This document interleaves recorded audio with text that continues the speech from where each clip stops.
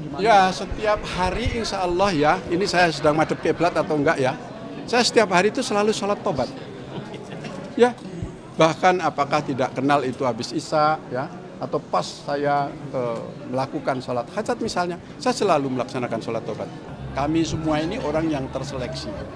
Ya, para ketua wilayah, para sekretaris wilayah, ya, itu sudah mengalami perjuangan yang panjang, tidak sedikit pengorbanan yang ditempuh oleh beliau-beliau itu, sehingga beliau itu sampai pada kancah perpolitikan saat ini.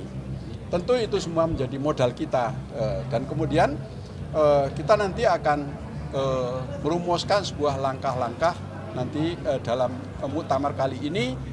Yang di dalam pelaksanaan muktamar ini kita harus melahirkan sebuah perubahan. Yang dimaksud perubahan adalah perubahan perilaku, ya, sebagaimana juga tadi disampaikan oleh Al-Mukarram Kiai Haji Mustafa Akil, ya, termasuk perubahan wajah. Apakah wajah P3 saat ini itu sudah familiar, ya, dengan apa yang diinginkan oleh rakyat? Itulah yang sebagai wajah-wajah yang harus kita bangun, kita review kembali, ya. Dan terakhir, muktamar jangan sampai nanti dibumbui, ya, oleh goresan-goresan yang nanti kemudian menjadi beban-beban masa lalu, ya. Kita tahu dalam perjalanan Partai Persatuan Bangunan telah mengalami konflik panjang dan lain sebagainya. Oleh karena itu semua kader kita akan bertekad pelaksanaan muktamar ini tidak akan diwarnai oleh pertama cacat organisasi, baik itu dari persoalan ADRT dan nanti juga pelaksanaannya. Nah, itu yang perlu kita persiapkan lebih awal. Memang di muktamar tadi Bapak sampaikan ada mungkin ya jangan sampai ada pihak yang mengadu domba. Nah, gelagat itu sudah terlihat atau ada pihak-pihak yang ingin cawe-cawe pihak luar, Pak? Setiap organisasi, karena sekali lagi saya sampaikan, organisasi ini kan organisasi tingkat nasional, ya. Ya tentu tidak terklaster sebagaimana organisasi-organisasi yang berbasis pada keluarga, ya, berbasis pada perusahaan memang, ya. Ini tentu ada saja, ya, yang kemudian pihak-pihak tertentu yang tidak menginginkan Partai Persatuan Bangunan itu eksis untuk bisa bangkit kembali. Itu sudah pasti, namanya juga politik, ya. Setiap politik itu pasti ada lawan politik juga. Itu sudah takdir dalam politik, kodrat dalam politik. Tidak ada politik yang mulus tanpa lawan, ya. Pak Prabowo semalam dalam pidatonya, ya, di Gerindra saja itu ada kubu-kubu di dalam, apalagi di P3. Ya tentu ada kubu-kubu itu. Tapi bolehlah kubu-kubu itu adalah merupakan satu modal. Tapi kubu-kubu yang berprinsip, ya, pada istiqomah dalam perjuangan Partai Persatuan Bangunan. Itulah harapan yang hendak kita bangun. Gitu, terima kasih. Kemarin juga sempat ada momen kedua kader P3 itu bertemu dengan Pak Jokowi. Apakah Pak Amar melihatnya seperti apa? Ataukah ini sebuah manuver jelang muktamar? Semua kader-kader kita, ya, memiliki kewajiban, ya, untuk selalu menjalin komunikasi silaturahmi, ya, kepada tokoh-tokoh bangsa. Apalagi beliau adalah mantan Presiden Republik Indonesia, ya. Itu patut untuk setiap kader itu melakukan silaturahmi, ya, itu hal yang justru harus dilakukan oleh para kader-kader. Namun tentu setiap kader memiliki kapasitas sendiri. Jadi kalau kita main bola, ada bek kanan, ada bek kiri, ada penyerang tengah, gitu ya.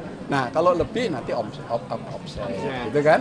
Jadi nggak masuk ke gol, walaupun masuk tapi nanti jadi nggak jadi poin. Nah, itulah yang tadi juga saya sampaikan. Kita ini orang-orang hebat yang terseleksi, ya, yang berbasis dari daerah yang berbeda-beda.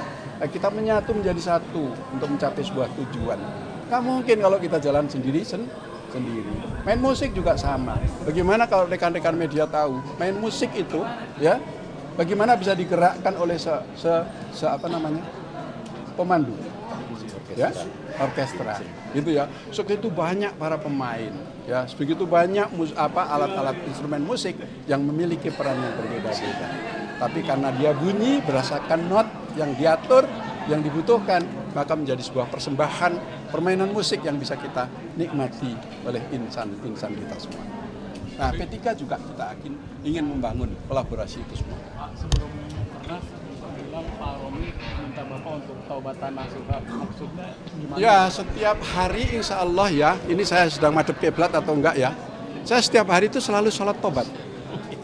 Ya, bahkan apakah tidak kenal itu habis isya ya, atau pas saya melakukan sholat hajat misalnya, saya selalu melaksanakan sholat tobat. Jadi taubatan itu diajarkan oleh agama, setiap manusia bertobatlah, tidak terkecuali ya saya atau pengurus-pengurus harian yang lainnya. Ini kiai ya yang nanti layak menjalankan ya siapa sebenarnya yang punya hak untuk melakukan taubatan nasuha. Itu. Jadi semua insan muslim itu sebenarnya selalu menjalankan taubat karena setiap manusia setiap langkah ya setiap hari-hari itu pastilah kita akan memproduksi dosa. Mohon maaf ya, entah salah ucapan, salah tindakan, kita jalan menginjak semut ya, pasti kita membawa dosa. Oleh karena itu Allah SWT memberikan ruang, hai bertobatlah kalian. Maka taubat itu bagi orang muslim itu ya setiap hari bertobat. Itu, tapi taubat itu bisa dilakukan terhadap orang yang tidak menyalahkan kesalahan secara terus menerus. Kalau tobat kemudian salah lagi, itu namanya tobat sambel. Udah kepedesan makan lagi. Gitu ya. Terima kasih atas perhatiannya. Pak, berarti ini langsung gagasan Pak. Berarti Pak Sandiaga masih kan Pak kader P3 Pak, sehingga pas kemarin datang ke Pak Jokowi itu masih dalam kapasitas mungkin masih Pak Sandiaga Uno adalah pemegang kartu KTA sebagai kader Partai Persatuan Pembangunan. Masuk salah satu yang kuat untuk maju di muktamar nggak Pak? Ada mekanismenya. Ya, kita berprinsip pada anggaran dasar dan anggaran rumah tangga.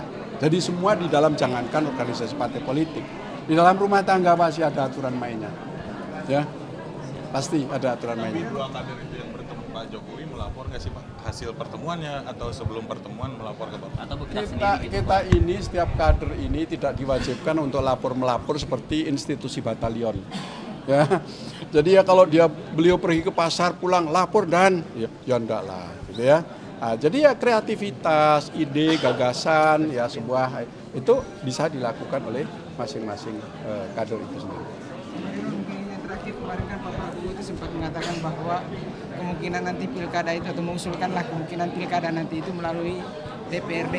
Nah, tanggapan dari P3 sendiri gimana atau apakah itu nanti akan dibahas di muktamar? P3 sudah berkiprah politik ini ya selama berkiprah mulai pemilu kita ya. Jadi Partai Persatuan Bangunan itu sejak pemilu pertama tahun 77, artinya sudah 12 kali pemilu. Ya, kita sudah berpengalaman berinteraksi dengan masyarakat. Kita akui sepenuhnya bahwa pemilu kali ini adalah pemilu yang paling berbiaya tinggi. Biaya yang dimaksud termasuk di dalamnya adalah biaya yang dikeluarkan oleh negara. Berapa triliun sebagaimana yang Pak Presiden sampaikan itu hangus dalam 2 hari. Memang kita butuh untuk membangun penguatan sebuah demokrasi, tetapi tidak boleh juga membebani rakyat. Sehingga harus ada ide-ide inovasi pemikiran bagaimana supaya kita menjalankan demokrasi itu dengan ekonomi biaya yang tidak terlalu tinggi. Karena rakyat juga sedang membutuhkan ya produk-produk lain, tidak hanya berpolitik, tapi ada bidang pangan, ya, bidang alutsista untuk pertahanan, ya, juga infrastruktur yang harus kita bangun. Itu juga tidak kalah penting. Tapi politik untuk menjaga demokrasi, mengantarkan hak kedaulatan rakyat, itu juga tidak kalah penting. Gitu ya. Terima kasih atas semua perhatiannya. Rekan-rekan media sudah mengikuti acara kami. Mudah-mudahan sampai selesai besok. Nanti insya Allah selesaikan semua.